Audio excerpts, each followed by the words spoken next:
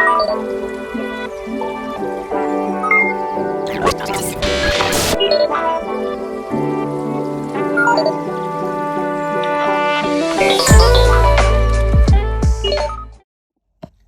friends, I'll be doing externality today.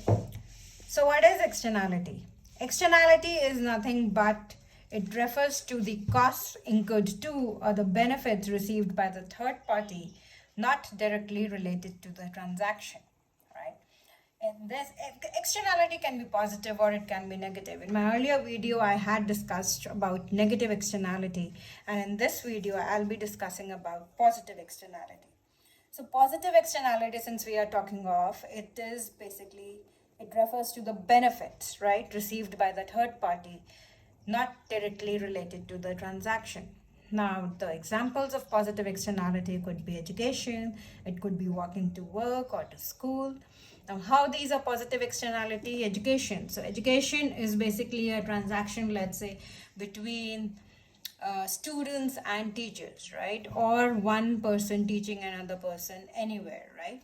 But the beneficiaries, let's say I get educated, right? So the beneficiaries from my education are all the people around me, correct? So they all are the third parties that are involved indirectly in this transaction. So that is why it's a positive externality. Similarly, let's say walking to work or school. So if you are walking, it's basically a transaction between myself and school, let's say, right? So I'm walking to school, but since I'm walking, I'm not using any modes of transportation, right? So I'm causing less pollution in that area. Now, the beneficiaries of that are all the people who are living in that area, those who are not directly involved in this transaction. Do you get this? So this is how it's a positive externality. Okay. All right. So let's come to this. Let's see the diagram, the graph. How does it work? So it says, okay, that's my price on my y-axis, and that's my q on my, my price on my, I was right. So my price on my y-axis and q on my x-axis. So basically q here could be that, all right, how much education should we provide to, let's say, since I've taken education as one of the examples, so how much education should be provided, all right? Okay, given this, let's say this one is the demand or my marginal benefit, and that's my supply or my marginal cost. Under normal circumstances, right, given the market mechanism, this point S is the equilibrium, and so let's say 3 units of education should be provided, and that should be the price for the education, correct?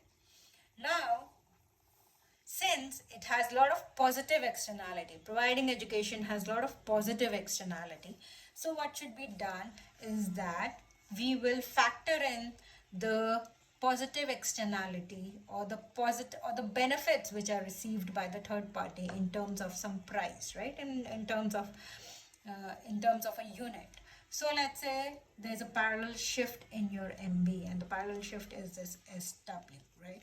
So your society, so your marginal benefit or your demand curve moves towards your right. So actually this should be your demand or your marginal benefit, right? Which is considering your external benefit which is caused by education to others. Okay. Now in that case, if we see, and my marginal cost is the same, so my new equilibrium point is this point T, right?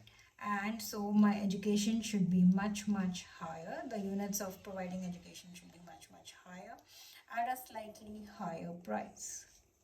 Okay. Basically then this is nothing but my society's benefit. All this is nothing but my society's benefit, right? This entire thing is my society's benefit. So what it says is that point S, that's your original equilibrium point, right? But since your education provides positive externality, so we should increase the benefit provided to the society. We do this by drawing the demand curve, factoring in the external benefit to the society. That's what we did. So we drew another demand curve, factoring in the external benefit to the society. we get a new equilibrium point at point T, right? However, if the product is produced only till point S, let's say, right? A product which is education, it's providing a positive externality. But even knowing that, if we are still producing it at point S, then SWT is the dead weight loss that we are leaving on the table. So then this SWT, if I extend this just up, because this is the new marginal benefit, right, curve. So if I extend this up and then I take this triangle, so this triangle is your dead weight loss that I am leaving on the table, right? That is, the society's benefit is the entire thing till here. But if knowing that, after knowing that, even if I'm just producing till here, then I'm leaving this to the dead weight loss, which is actually the society's benefit, right?